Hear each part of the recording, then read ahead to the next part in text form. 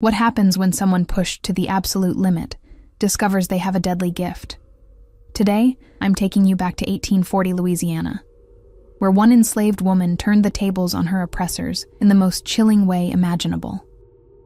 If you're ready for a story that will make you question everything about justice and revenge, make sure to subscribe to the channel, share this video with someone who loves dark historical tales, and comment below telling me what state or country you're watching from. Now, let me tell you about Adeline, the woman who smiled while watching her enemies die.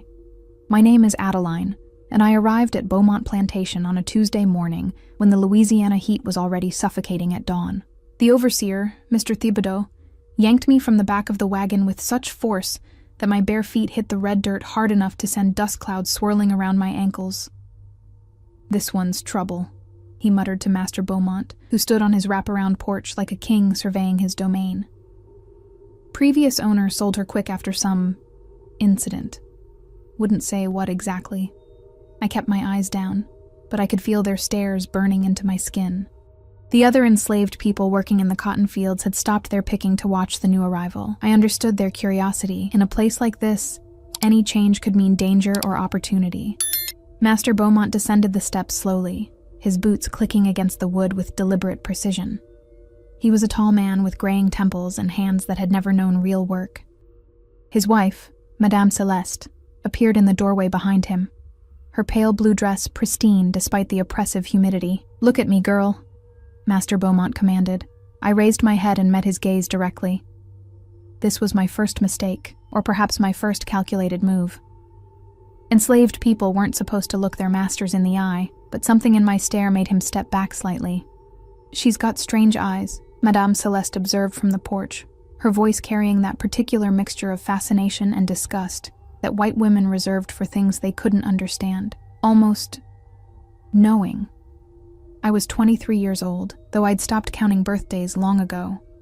My previous master, Monsieur Dubois, had sold me after his wife died under mysterious circumstances. The official cause was fever, but I knew better.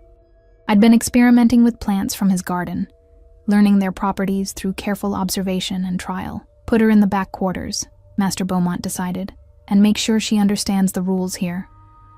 As Thibodeau led me toward the slave quarters, I took note of everything. The layout of the main house, the position of the overseer's cabin, the well where water was drawn, and most importantly, the extensive gardens that surrounded the property. Madame Celeste clearly took pride in her botanical collections. Roses, jasmine, and various herbs grew in carefully maintained beds. The quarters were a row of wooden cabins that housed nearly 40 enslaved people. I was assigned to share a space with an older woman named Mama Josephine and her teenage daughter Marie. They eyed me warily as I set down my single possession, a small cloth bundle containing the few herbs I'd managed to smuggle from my previous plantation. "What you got there?" Mama Josephine asked, her voice cautious. "Medicine," I replied simply. "For headaches and such." It wasn't entirely a lie. The dried leaves and roots in my bundle could indeed treat ailments, but they could also cause them, depending on the dosage and preparation. That first night, as I lay on the thin straw mattress listening to the sounds of exhaustion and quiet weeping around me, I began planning. The Beaumont plantation was larger than Dubois' property, with more potential victims and more places to hide my activities. During my years with Dubois, I'd learned that white people saw enslaved individuals as invisible when it suited them. They spoke freely in front of us, assuming we were too ignorant to understand their conversations. This blindness would be their downfall. I'd also learned that plants were patient teachers. Unlike humans, they didn't lie or betray. A foxglove leaf would always affect the heart in predictable ways. Oleander would always cause the same progression of symptoms. And most importantly, when prepared correctly, these natural poisons could mimic common illnesses. The next morning, I was assigned to work in the main house under the supervision of Madame Celeste. She needed someone to help with her correspondence and light housekeeping. Apparently, my previous master had mentioned that I could read and write, skills that made me valuable despite my troublesome reputation. As I dusted her sitting room, I listened to her complain to her friend, Madame Trem, who had come for afternoon tea. "The heat is simply unbearable this year," Madame Celeste sighed, "and the servants grow more insolent by the day. Sometimes I wonder if we shouldn't sell them all and start fresh. Oh, my dear, Madame Trem replied. You should see what I have to endure. Just yesterday, one of my girls had the audacity to look me directly in the eye when I was correcting her. The nerve. I continued my work silently, but inside, I was cataloging everything. Their routines, their preferences, their weaknesses. Madame Celeste took her tea at precisely 3 o'clock every afternoon. She preferred honey to sugar and always added a splash of cream. These details would matter later. That evening, I explored the gardens under the pretense of gathering herbs for Mama Josephine's arthritis. What I found exceeded my expectations. Hidden behind the slave quarters, in a section that had been neglected since the previous gardener's death, was a treasure trove of dangerous plants. Castor beans grew wild along the fence line. A patch of Jimson weed flourished in the shade of an old oak tree. And most promising of all, I discovered several oleander bushes that had been allowed to grow unchecked. As I carefully harvested small amounts of each plant, I felt something I hadn't experienced in years. Hope. Not the hope of freedom. That dream had died long ago, but the hope of justice. These white women who sipped their tea and complained about the insolence of enslaved people would soon learn what real power looked like. I returned to the quarters with my harvest hidden beneath a collection of legitimate medicinal herbs. Mama Josephine was grateful for the willow bark I'd brought for her pain, never suspecting that the small cloth bundle I tucked under my mattress contained enough poison to kill a dozen people. That night, I began my preparations. Using techniques I'd learned through years of careful observation and experimentation, I started processing the plants. The castor beans needed to be ground into a fine powder. The oleander leaves required careful drying to concentrate their toxins.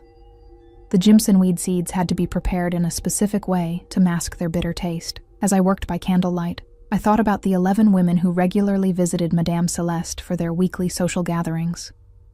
I'd observed them during my first week at the plantation, a collection of plantation wives who treated enslaved people like furniture and spoke casually about the brutal punishments their husbands inflicted. They would be my targets, starting with Madame Celeste herself. The irony wasn't lost on me. These women prided themselves on their delicate constitutions and refined sensibilities, yet they showed no sensitivity when it came to the suffering of others. They would die as they had lived, slowly, painfully, and completely unaware of the forces working against them. As I finished my preparations and hid the processed poisons in various locations around the quarters, I allowed myself a small smile. Tomorrow, I would begin my real work at Beaumont Plantation. The other enslaved people thought I was just another field hand trying to survive. The white family saw me as a useful but unremarkable servant. None of them suspected that death had just taken up residence in their midst, wearing the face of a quiet young woman who had learned to smile at exactly the wrong moments. My name is Adeline, and my education in murder was about to begin in earnest. 3 weeks into my stay at Beaumont Plantation, I had established myself as the perfect servant, invisible, efficient, and seemingly harmless. Madame Celeste had grown comfortable with my presence, often forgetting I was in the room as she gossiped with her friends or berated other enslaved people within my hearing. This morning was different. As I was cleaning the main parlor, I overheard a conversation that would change everything. The old gardener's plot behind the quarters is becoming an eyesore, Madame Celeste complained to her husband over breakfast. Perhaps we should have it cleared and planted with something more suitable. My blood ran cold. The neglected garden area I'd been using for my botanical experiments was about to be discovered. I had to act quickly. "Madame," I said softly, stepping forward with the deference expected of me. "If I may suggest, I have some knowledge of herbs and medicinal plants. Perhaps I could tend that area and create a proper herb garden for the kitchen." She looked at me with surprise. Enslaved people rarely volunteered for additional work, especially work that required knowledge and skill. "You know about plants?" she asked, her curiosity piqued. "Yes, madame. My previous master's wife taught me to identify healing herbs before she passed." The lie came easily, mixed with just enough truth to be believable. Master Beaumont looked up from his newspaper. "Might be useful to have someone who understands medicinal plants. Could save us money on the doctor's visits." And so, with their blessing, I became the unofficial keeper of what I privately called my Garden of Death. Over the next several days, I worked to transform the neglected plot into something that would satisfy their expectations while serving my darker purposes. I planted legitimate herbs in the front sections: basil, thyme, sage, and other common kitchen staples. But in the back corners, hidden among the shadows and overgrowth, I cultivated my more dangerous specimens. The work gave me legitimate reasons to spend hours alone in the garden, learning and experimenting. I discovered that the previous gardener had been more knowledgeable than anyone realized. Hidden beneath years of weeds and neglect, I found evidence of his own botanical experiments. Dried seed pods carefully stored in hollow tree trunks, root systems that had been deliberately cultivated, and even a small notebook wrapped in oiled cloth that detailed the properties of various toxic plants. His notes were a revelation, written in a mixture of French and English. They described preparation methods I'd never considered, and warned of dosages that could mean the difference between a convincing illness and an obvious poisoning. Oleander, one entry read, must be dried slowly to preserve potency. Fresh leaves too obvious in taste. Powder form best mixed with sweet substances. Effects begin 2 to 4 hours after consumption. Symptoms mimic heart ailment. Another entry detailed the preparation of castor bean poison. Remove shells completely. Grind to finest powder possible. Tasteless when properly prepared. Small amounts cause severe illness. Larger doses ensure death within days. Symptoms appear as stomach ailment. As I studied these notes by candlelight each night, I felt like a student discovering a master's teachings. The previous gardener had been conducting his own quiet war against the plantation system, and I was inheriting his legacy. But I needed to test my preparations before implementing my larger plan. The opportunity came sooner than expected. Madame Celeste had been particularly cruel to Marie, Mama Josephine's daughter, after catching her resting for a moment during her cleaning duties. The punishment was 20 lashes, administered publicly to serve as an example to the other enslaved people. As I watched Marie's back being torn open by the overseer's whip, something cold and final settled in my chest. The time for preparation was over. That afternoon, as Madame Celeste took her usual tea in the garden pavilion, I volunteered to serve her. She was reading a letter from her sister in New Orleans, and barely acknowledged my presence as I set down the delicate china cup and saucer. The honey I'd prepared that morning contained a carefully measured amount of powdered castor bean, not enough to kill, but sufficient to cause several days of severe illness. I wanted to observe the progression of symptoms, to confirm that my preparations were working as intended. "Thank you, Adeline," she said absently, stirring the honey into her tea with a silver spoon. I remained nearby, ostensibly tending to the garden beds, as she sipped her tea and continued reading. She finished the entire cup, as was her habit, and I noted the time, 3:17 in the afternoon. By evening, she was complaining of stomach discomfort. By midnight, she was violently ill. For 3 days, she suffered from severe cramping, vomiting, and weakness that left her bedridden and unable to take solid food. The doctor was summoned, of course. He diagnosed her with a stomach ailment brought on by the heat and prescribed rest and bland foods. No one suspected poisoning because the symptoms were so consistent with common illnesses of the region. During her illness, I was assigned to care for her, bringing her water, changing her bedding, and monitoring her condition. The irony was exquisite. As she lay weakened and helpless, I sat beside her bed with a concerned expression, occasionally offering words of comfort while internally cataloging every detail of the poison's effects. "You're very kind, Adeline," she whispered on the second day, when the worst of the symptoms had passed. "I don't know what I would do without you." I smiled gently and adjusted her pillows. "I'm just glad to help, madame. You'll be feeling better soon." And she was. By the 4th day, she had recovered completely, with no lasting effects except a newfound appreciation for my devoted care. The test had been a complete success. That night, I returned to my garden with renewed confidence. The previous gardener's notes had proven accurate, and my own preparations were effective. I began scaling up my operations, processing larger quantities of poison, and developing new methods of delivery. I also started observing the social patterns of Madame Celeste's circle more carefully. Every Tuesday, she hosted a ladies' tea for the wives of neighboring plantation owners. Every Friday, She attended similar gatherings at other estates. These women moved in a predictable circuit, visiting each other's homes and sharing gossip, complaints, and refreshments. They would be perfect targets for a systematic campaign. As I worked in my garden under the cover of darkness, harvesting and processing my deadly plants, I thought about the notebook I'd found. The previous gardener had written one final entry, dated just weeks before his death. They think we are animals, incapable of learning or planning. This blindness will be their undoing. The plants do not care about the color of skin or the accident of birth. They serve justice without prejudice. I understood now that I wasn't the first to walk this path. The garden held the accumulated knowledge of someone who had come before me, someone who had also reached the conclusion that conventional resistance was futile. But where he had apparently died before implementing his plans, I would succeed. I carefully tore out several pages from his notebook and added my own observations about dosages, timing, and delivery methods. This knowledge was too valuable to risk losing, and I suspected I might need to pass it on to someone else someday.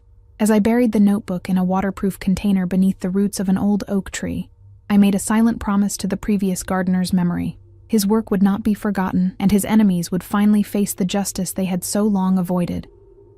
The garden was ready. My preparations were complete, and Madame Celeste's recovery from her mysterious illness had convinced everyone that I was a devoted and trustworthy servant. It was time to begin the real work. Tomorrow, I would start with the first name on my list, Madame Trem, who had laughed while watching Marie receive her lashing, and had suggested that troublesome, enslaved people should be sold to the sugar plantations where life expectancy was measured in months rather than years. She would be the first to die, and I would be there to watch her final moments with the same smile she had worn while watching others suffer. The opportunity to test my skills on Madame Trem came exactly 1 week after Madame Celeste's recovery. It was a Tuesday, which meant the weekly ladies' tea was being held at the Beaumont plantation. I had volunteered to help serve, knowing that this would give me access to all the refreshments and the perfect cover for my activities. Madame Trem arrived in her usual fashion, late, loud, and full of complaints about everything from the weather to the laziness of her enslaved workers. She was a woman in her 40s with graying brown hair that she kept elaborately styled despite the Louisiana humidity. Her husband owned the neighboring plantation, and she had a reputation for being even crueler than most plantation wives. "Celeste, darling," she announced as she swept into the parlor, "you simply must tell me your secret for keeping your servants so well behaved. Just this morning, I had to have one of my girls whipped for breaking a teacup. The clumsiness is simply inexcusable."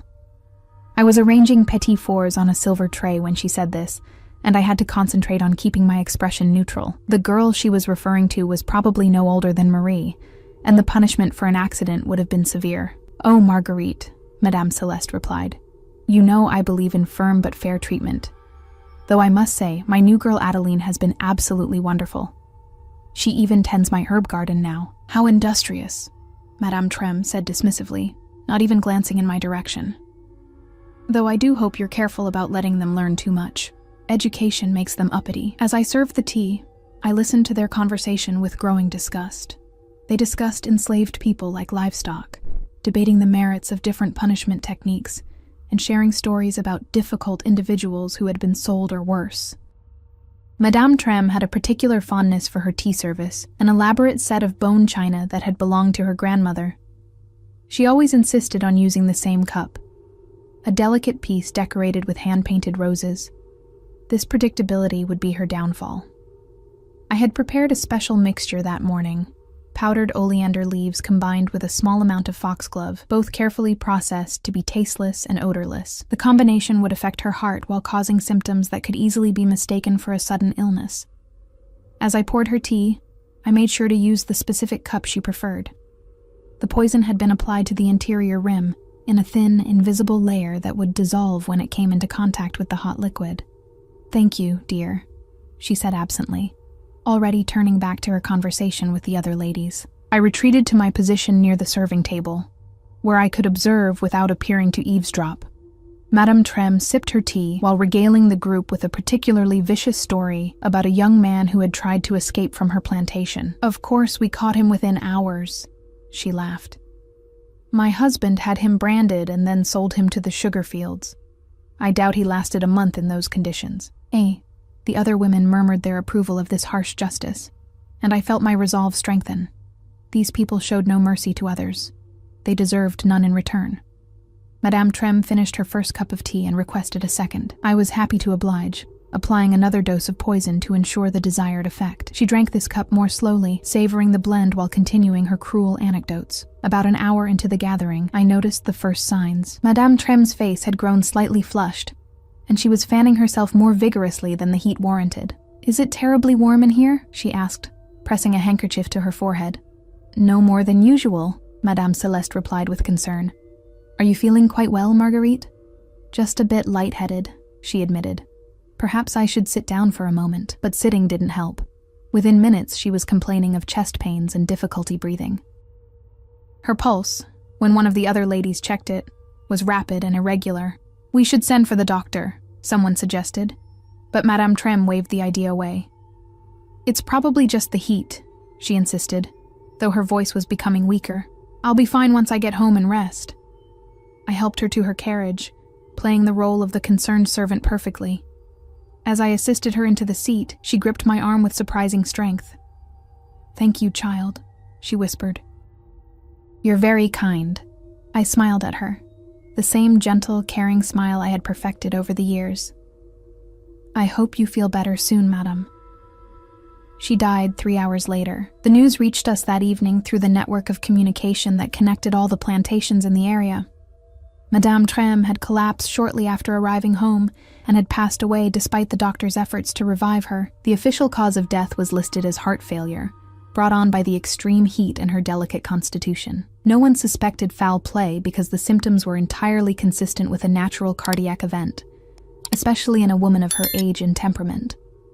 At the funeral 2 days later, I accompanied Madame Celeste to pay our respects. As we stood beside the ornate casket, listening to the preacher drone on about Madame Trem's Christian virtues and devotion to her family, I felt a deep satisfaction that I hadn't experienced since my arrival at Beaumont. Justice had been served, even if no one else recognized it. "She was such a vibrant woman," Madame Celeste whispered to me as we filed past the casket. "It's shocking how quickly she was taken from us." "Yes, madame," I replied softly. "Very shocking indeed, but what truly shocked me was how easy it had been. Years of careful observation and preparation had paid off perfectly. The poison had worked exactly as intended, the symptoms had been convincingly natural, and no one had suspected anything unusual about the devoted servant who had helped care for the victim in her final moments. That night, I returned to my garden to harvest more materials. Madame Trem had been just the beginning. I had a list of 10 more women who deserved the same fate, and now I knew that my methods were both effective and undetectable. As I worked among the deadly plants under the cover of darkness, I thought about the expression on Madame Trem's face as she died. There had been confusion, fear, and finally a kind of helpless acceptance. She had spent her life inflicting suffering on others, secure in the knowledge that her position protected her from consequences. In her final moments, she had learned that no position offers protection from justice. It just sometimes takes longer to arrive. I carefully processed the new batch of oleander leaves, thinking about my next target. Madame Rousseau would be attending next week's tea gathering. She was the woman who had suggested that troublesome enslaved people should be sold to the sugar plantations, and she had a particular fondness for having young women whipped for minor infractions. She would be the second to die, and I would be there to watch her suffer, just as she had watched others suffer. The only difference would be my smile, the same gentle, caring expression that had comforted Madame Trem in her final moments, and that would soon become the last thing several other plantation wives would ever see. My name is Adeline, and I had just discovered that I was very, very good at murder. Word of Madame Trem's sudden death spread through the plantation society like wildfire. But it was the deaths that followed that truly began to frighten them. Over the next 6 weeks, I methodically eliminated 4 more women from my list, each death carefully planned and executed to appear completely natural. Madame Rousseau was the second to die, succumbing to what appeared to be a severe case of food poisoning after attending a dinner party where I had been borrowed to help serve. The castor bean powder I'd mixed into her favorite honey cakes worked exactly as the previous gardener's notes had predicted. Madame Fontaine followed 2 weeks later, dying of apparent heart failure during her afternoon nap. I had gained access to her home by volunteering to deliver some herbs that Madame Celeste had promised to share. A small amount of foxglove powder sprinkled on the rim of her water glass had been sufficient. Madame Broussard and Madame Landry died within days of each other, both from mysterious stomach ailments that the doctors couldn't explain. I had poisoned them during a large social gathering at the Trem plantation, where the chaos of serving multiple guests had provided perfect cover for my activities. By the time the fifth woman died, the remaining plantation wives were genuinely terrified. What had initially seemed like a series of unfortunate coincidences was beginning to look like something far more sinister. I was serving tea in Madame Celeste's parlor when the conversation turned to the recent deaths. The remaining women from their social circle had gathered for what they were calling an emergency meeting to discuss their fears. 5 women, all dead within 2 months, Madame Dubois said, her voice trembling. "This cannot be natural." "But what else could it be?" Madame Celeste asked. "The doctors have found no evidence of foul play. Each death appeared to be from natural causes. Natural causes don't strike down healthy women in such rapid succession." Madame Thibodeau insisted. "There must be some connection we're missing." I continued my work silently, dusting the furniture and arranging flowers while listening to their increasingly panicked discussion. They were beginning to suspect the truth, but they couldn't bring themselves to voice their real fears. "Perhaps it's something in the water," suggested Madame Moreau. "Or some kind of disease that affects only women of our station." "Don't be ridiculous," Madame Dubois snapped. "Diseases don't discriminate based on social class." But I knew what they were really thinking, even if they couldn't say it aloud.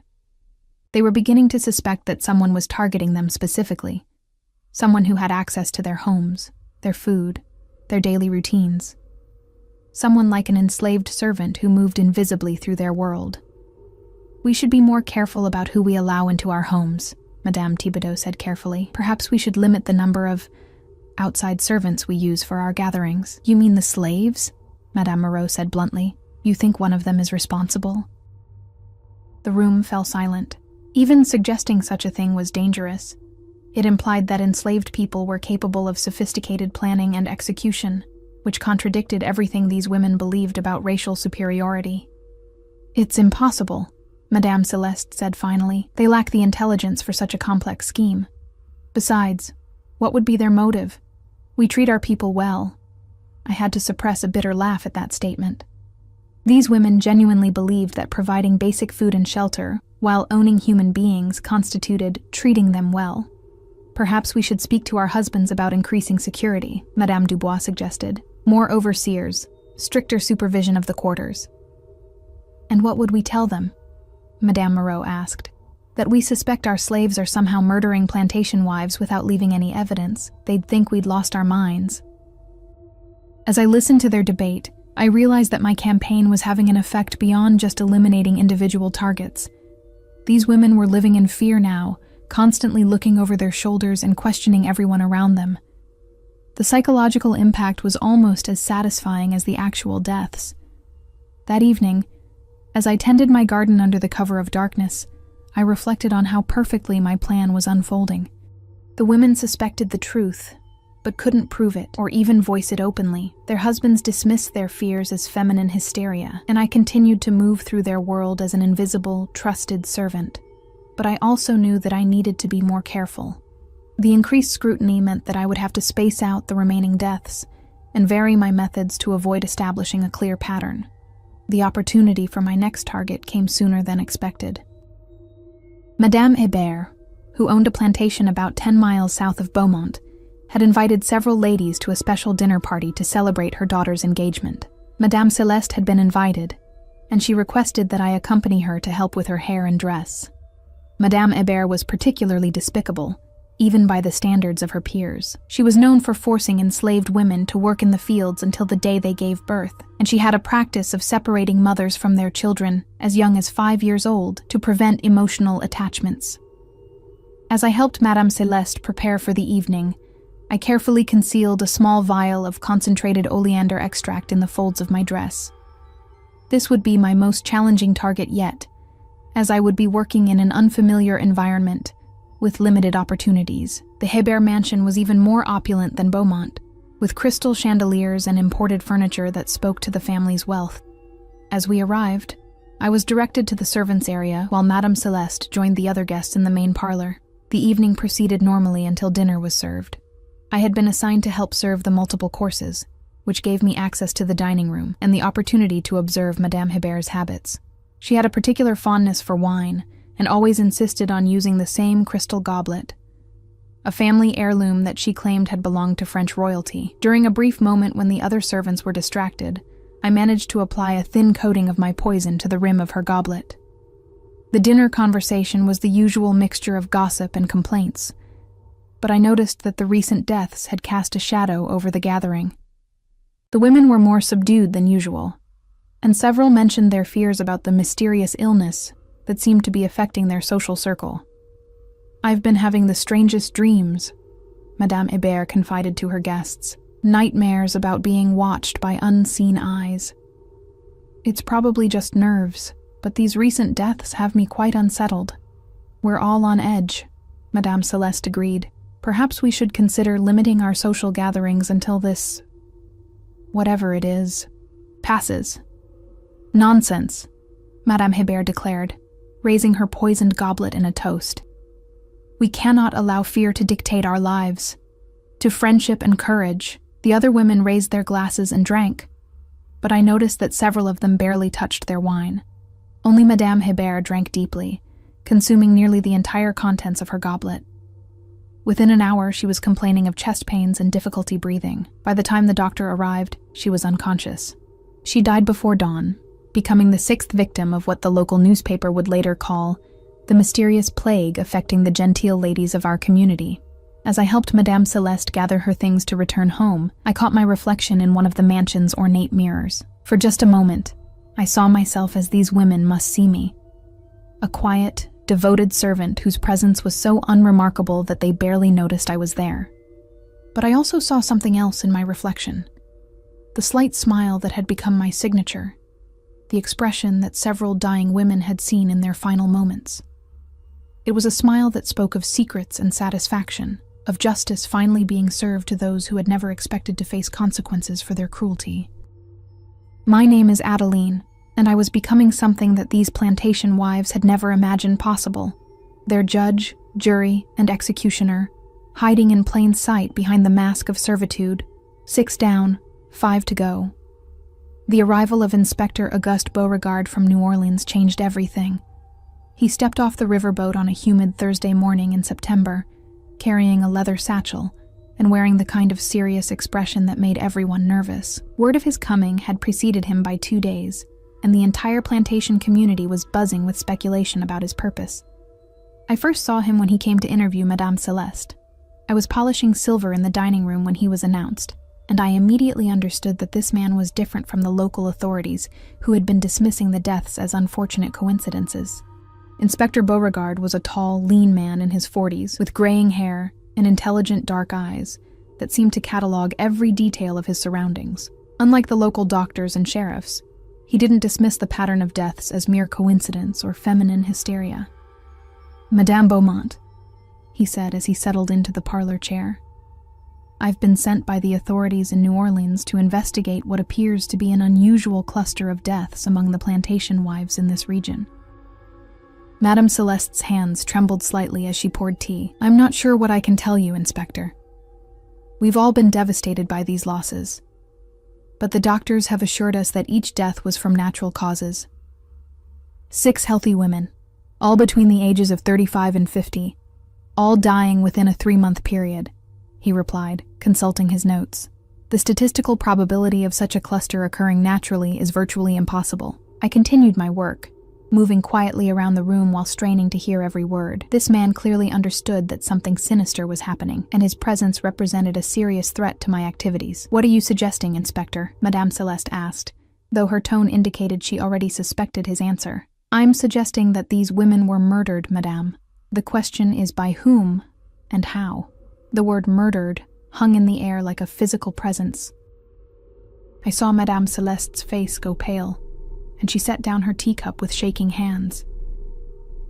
"But that's impossible," she whispered.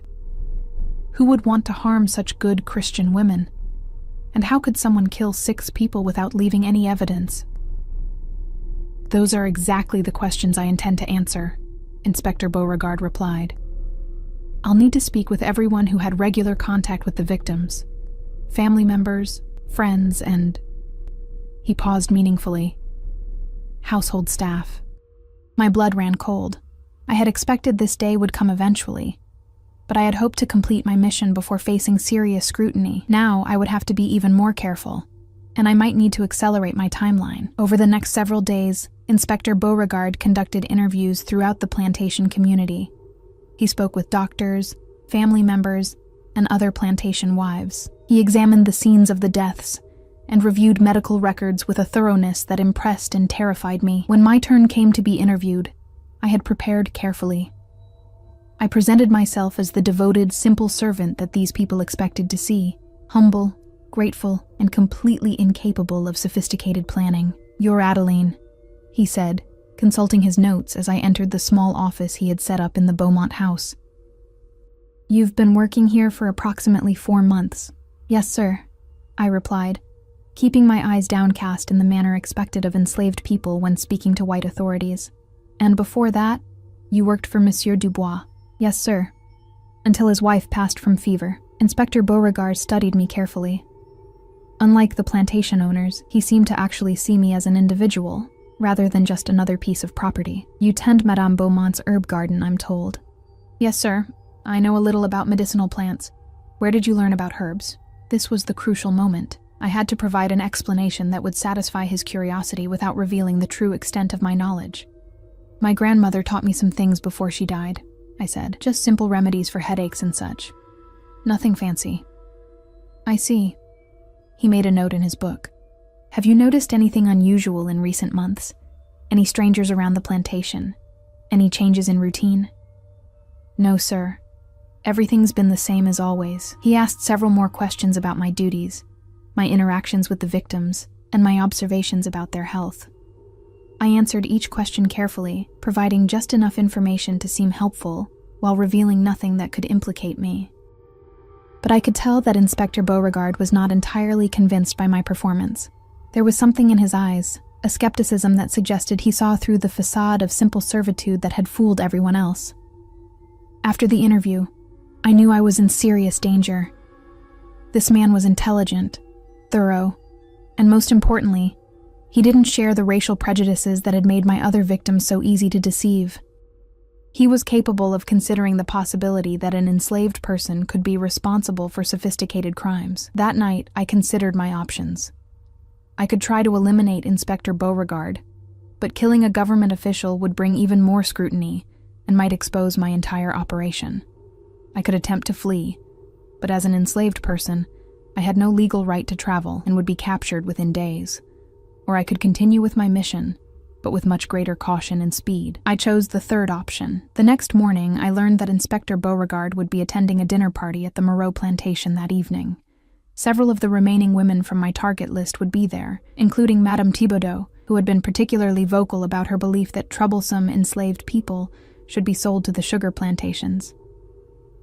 This would be my opportunity to eliminate another target while demonstrating that I could continue my work even under official scrutiny. I volunteered to help serve at the dinner party, knowing that my presence would be expected and unremarkable. As I prepared for the evening, I carefully selected my poison, a combination of oleander and foxglove that would cause rapid heart failure while appearing completely natural. The dinner party was more subdued than usual, with Inspector Beauregard's presence casting a shadow over the gathering. The conversation was stilted, and I noticed that several of the women barely touched their food or drink. But Madame Thibodeau, perhaps trying to demonstrate her fearlessness, ate and drank normally. When I served her coffee after dinner, I made sure that her cup contained a fatal dose of my carefully prepared poison. As the evening progressed, I watched Inspector Beauregard observe the gathering with the same careful attention he had shown during our interview. He was clearly studying the social dynamics, looking for patterns or connections that might reveal the killer's identity. What he didn't realize was that the killer was standing right beside him, refilling his coffee cup and smiling politely when he thanked me for the service. Madame Thibodeau began showing symptoms about an hour after consuming the poisoned coffee. She complained of chest pains and difficulty breathing, and within minutes she had collapsed. Inspector Beauregard immediately took charge of the scene, examining the victim and questioning everyone present. But despite his thoroughness, he found no evidence of foul play. The symptoms were entirely consistent with sudden cardiac arrest, and there was no obvious source of poison. As Madame Thibodeau died in front of a room full of witnesses, including a trained investigator, I felt a surge of satisfaction that was almost overwhelming. I had just committed murder under the nose of the very man sent to stop me, and he had been powerless to prevent it. But I also knew that this success had come at a cost. Inspector Beauregard was now more convinced than ever that a killer was operating in the community, and his investigation would intensify. As I helped clean up after the tragic evening, I caught him watching me with those intelligent dark eyes. There was something in his expression that suggested he was beginning to suspect the truth, even if he couldn't yet prove it. My name is Adeline, and I had just killed my 7th victim in front of the man sent to stop me. But I also knew that my time was running out, and I would need to complete my mission quickly before Inspector Beauregard could uncover the truth. The game had become much more dangerous, but it was far from over. Madame Thibodeau's funeral was held on a gray October morning when the Louisiana air hung thick with the promise of rain. The entire plantation community attended, partly out of respect for the deceased, and partly out of morbid curiosity about the 7th mysterious death in their social circle. I accompanied Madame Celeste to the service, as was expected of a personal servant. As we filed into the small church, I noticed Inspector Beauregard positioned near the back, his sharp eyes scanning the crowd with the intensity of a predator studying its prey. The service itself was a somber affair, with Reverend Thibodeau delivering a eulogy that praised his wife's Christian virtues and devotion to the proper order of society. I listened to his words with barely concealed disgust, remembering how Madame Thibodeau had laughed while describing the brutal punishments she inflicted on enslaved children. But it was during the viewing of the body that something extraordinary happened, something that would change the entire trajectory of Inspector Beauregard's investigation. As the mourners filed past the ornate casket to pay their final respects, I found myself standing directly behind Inspector Beauregard. Madame Thibodeau lay in state wearing her finest dress, her hands folded peacefully over her chest, looking for all the world like she had simply fallen asleep. The irony of the scene struck me as profoundly amusing. Here was a woman who had spent her life causing suffering to others, now being mourned as a pillar of the community. The hypocrisy was so complete, so perfect, that I couldn't help myself. I smiled. It wasn't the gentle, caring expression I usually wore around white people. This was something different, a smile of pure satisfaction, of justice finally served.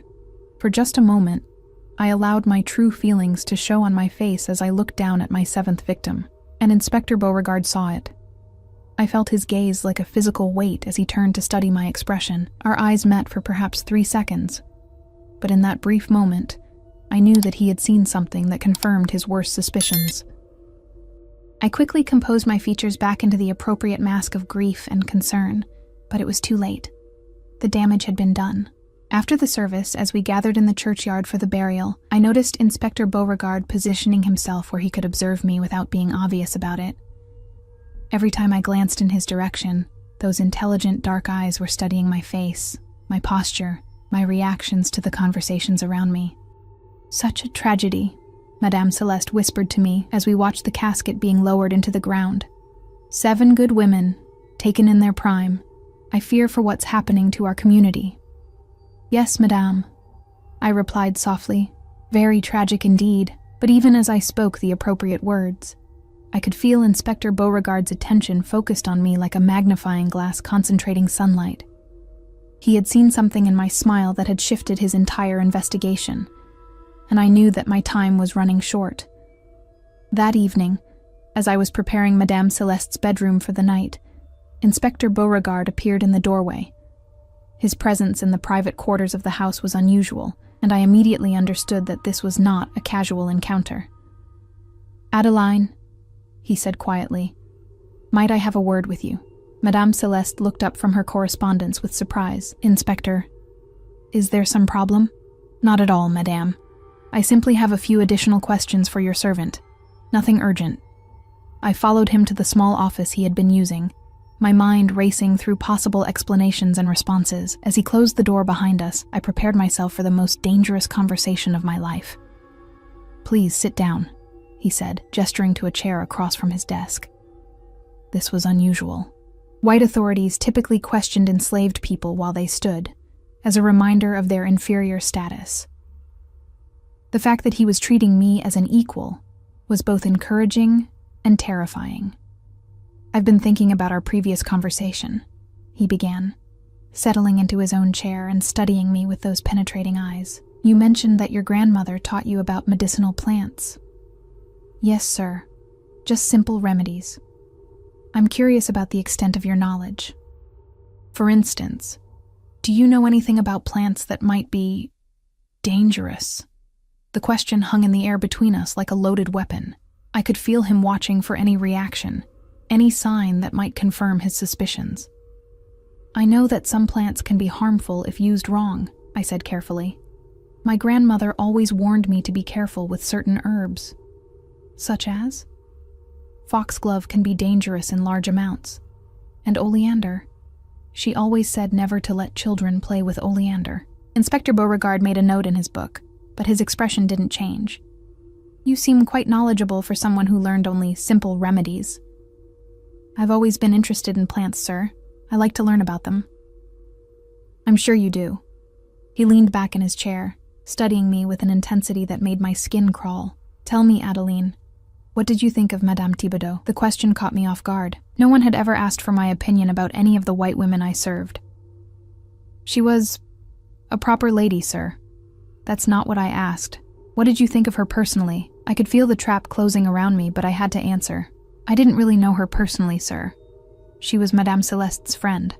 But you must have observed her behavior, heard her conversations. You were present at many of the same social gatherings." "Yes, sir." "And what did you observe about her character?" This was the moment of truth. I could continue to play the role of the simple, obedient servant, or I could give him a glimpse of the intelligence and awareness that he clearly suspected I possessed. "She seemed to enjoy discipline, sir. She talked often about the importance of maintaining order." "Discipline," he repeated thoughtfully. An interesting choice of words. We sat in silence for several moments, each of us weighing our next move. I could see him processing my responses, looking for the connections that would confirm his theory. "One final question," he said eventually. "At the funeral today, when you were viewing Madame Thibodeau's body, you smiled. Why?" My heart stopped. This was the question I had been dreading, the moment when my careful facade would either hold or crumble completely. "I was thinking about something Madame Celeste had said earlier," I lied. "About how peaceful Madame Thibodeau looked. It seemed comforting." Inspector Beauregard studied my face for a long moment, and I could see him weighing my explanation against his instincts. Finally, he nodded and closed his notebook. "Thank you for your time, Adeline. You may go." As I stood to leave, he added quietly, "I hope we'll have another opportunity to speak soon." The threat in his words was unmistakable. He knew, or at least strongly suspected, that I was responsible for the deaths. But suspicion wasn't proof, and without evidence, even his authority had limits. That night, as I lay on my straw mattress listening to the sounds of the quarters around me, I knew that my mission had entered its final phase. Inspector Beauregard was closing in, and I had perhaps days before he found the evidence he needed to arrest me. But I also knew that I was close to completing my work. 4 women remained on my list, including Madame Celeste herself. If I could eliminate them quickly, before Inspector Beauregard could stop me, then my mission would be complete, regardless of what happened to me afterward. The smile he had seen at the funeral had been a mistake, a moment when my satisfaction had overcome my caution, but it had also been honest, perhaps the first completely honest expression I had shown since arriving at Beaumont Plantation. My name is Adeline, and I was no longer hiding behind the mask of servitude. The game between Inspector Beauregard and myself had begun in earnest, and only one of us would emerge victorious. The question was whether I could complete my mission before he could stop me. 3 days after my confrontation with Inspector Beauregard, I made the decision that would define the final chapter of my mission. I was going to poison the entire Beaumont family during their Sunday dinner, and I was going to make sure Inspector Beauregard was there to witness it. The plan was audacious to the point of madness, but I had reached the conclusion that subtlety was no longer possible. Inspector Beauregard was closing in on me with each passing hour, and my window of opportunity was rapidly shrinking. If I was going to complete my mission, it had to be now, and it had to be spectacular. I spent Saturday night in my garden, harvesting and preparing the largest quantity of poison I had ever attempted to create. Using the previous gardener's notes and my own accumulated knowledge, I created a concentrated mixture of oleander, foxglove, and castor bean that would be virtually undetectable when mixed with food, but absolutely lethal in the dosages I planned to use. Sunday morning dawned clear and humid, with the kind of oppressive heat that made everyone irritable and sluggish. Perfect conditions for what I had planned. Madame Celeste had invited Inspector Beauregard to join the family for their traditional Sunday dinner, ostensibly as a gesture of hospitality, but actually because she hoped to convince him that the recent deaths were truly just an unfortunate series of coincidences. Perhaps if he sees how normal and peaceful our household is, she had confided to me while I helped her dress, he'll realize that his suspicions are unfounded. I had smiled and agreed, knowing that this dinner would indeed convince Inspector Beauregard of the truth, just not in the way Madame Celeste intended.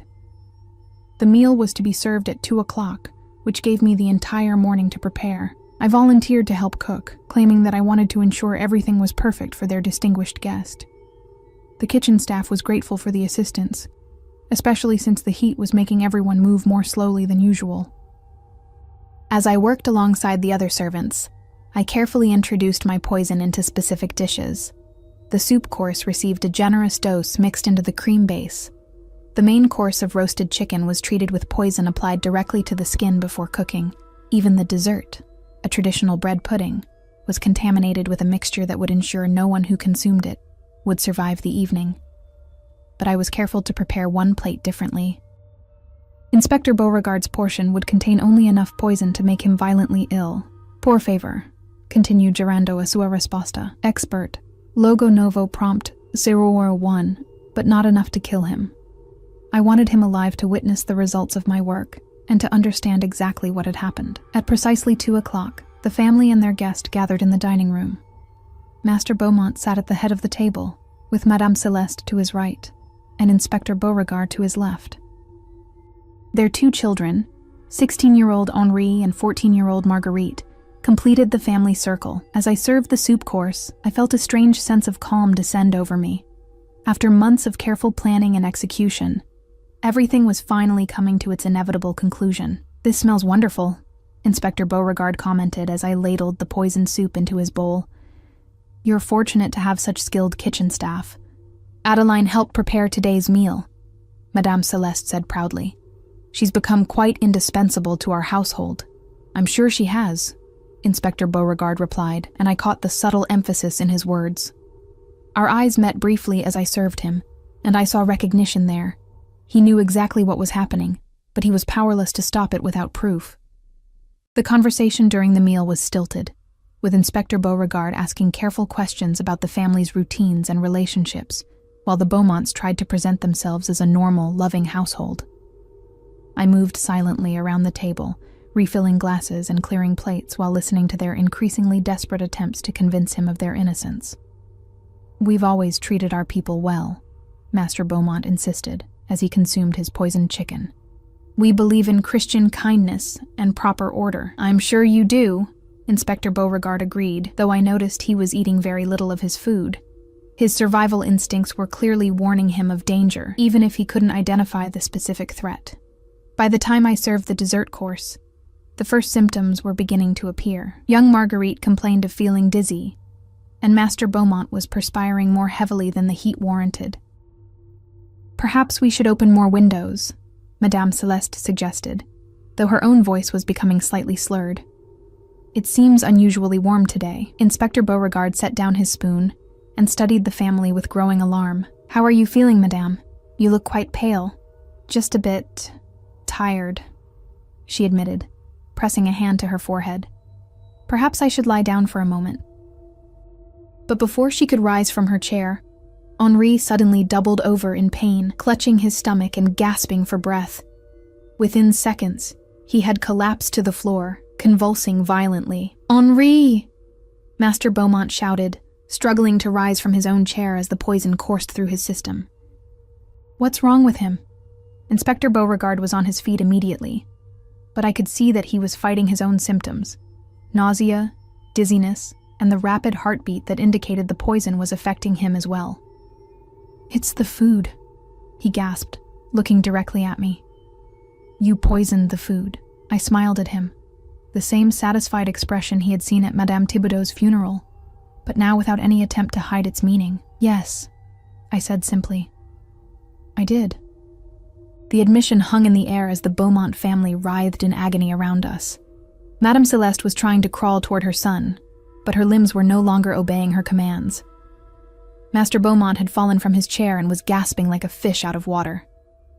Young Marguerite was unconscious, her breathing shallow and irregular. "Why?" Inspector Beauregard demanded, though he was leaning heavily against the wall for support. "Because they deserved it," I replied calmly. "All of them. Every single person who has died by my hand deserved exactly what they received." You're insane," he whispered. "No," I corrected him. "I'm justice. I'm the consequence they never thought they would face. I'm the price of their cruelty finally coming due."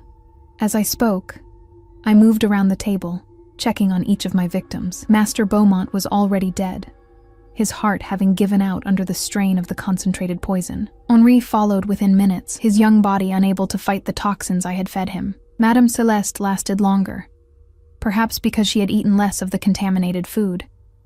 As she lay dying, she looked up at me with confusion and betrayal. "I trusted you," she whispered. "I was kind to you. You owned me," I replied. "You bought and sold human beings like livestock. You watched children being whipped and called it discipline. Your kindness was the kindness of a master to a favored pet, conditional, self-serving, and ultimately meaningless." She tried to speak again, but the poison had progressed too far. She died with her eyes fixed on my face, finally understanding what I truly was. Young Marguerite was the last to die, and I felt a moment of genuine regret as I watched her final breaths. She had been too young to be truly responsible for the family's crimes, but she had been raised to perpetuate them. In another few years, she would have become another Madame Thibodeau or Madame Trem. When it was over, Inspector Beauregard and I were alone in the dining room with 4 corpses.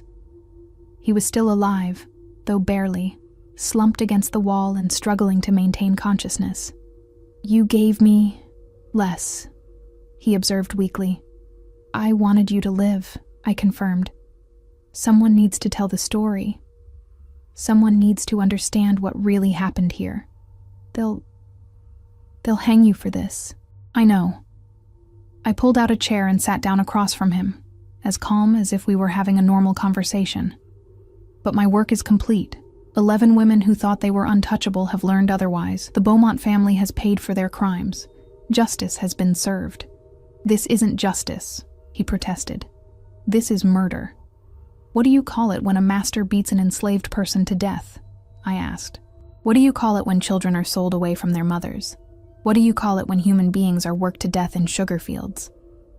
If what I've done is murder, then this entire society is built on murder." Inspector Beauregard had no answer for that. He knew I was right, even if he couldn't admit it. As we waited for the poison to finish its work on his system, he would survive, but he would be sick for days. I told him everything. I explained my methods, my motivations, and my complete lack of remorse for what I had done. "The previous gardener left notes," I concluded. "They're buried beneath the oak tree behind the quarters. You'll find them instructive." "Why are you telling me this?" "Because I want the truth to be known. I want people to understand that we are not the simple, ignorant creatures you believe us to be. We can learn, we can plan, and we can strike back when pushed too far." By the time help arrived, summoned by Inspector Beauregard's weak calls for assistance, the Beaumont family had been dead for over an hour. I made no attempt to flee or resist arrest. I sat calmly in my chair, hands folded in my lap, waiting for whatever came next. As they led me away in shackles, I caught Inspector Beauregard's eye one final time. He was being helped to a carriage that would take him to medical care, but he was conscious enough to understand my final words. "My name is Adeline," I told him. "Remember that name. Remember what I accomplished. And remember that there are others like me, watching and waiting for their own moment of justice." I was hanged 3 weeks later, after a trial that was more formality than genuine legal proceeding. But Inspector Beauregard kept his word. He told my story, exactly as I had related it to him. The previous gardener's notes were found and studied, revealing the full extent of our botanical knowledge and planning. My execution was attended by hundreds of people, both white and enslaved. As I stood on the gallows, I looked out at the crowd and smiled one final time, the same expression that had marked each of my victories. I had eliminated 11 women who thought themselves untouchable. I had destroyed the Beaumont family completely. And I had proven that enslaved people were capable of sophisticated resistance that their oppressors had never imagined possible. My name is Adeline, and though my body died that day, my legacy lived on in the fear that haunted plantation society for generations afterward. Every time a master's wife fell ill, every time a plantation owner died unexpectedly, people remembered my story and wondered if another Adeline was walking among them. Justice, I had learned, sometimes wears the face of a smiling servant who knows exactly which plants to pick in the garden of death.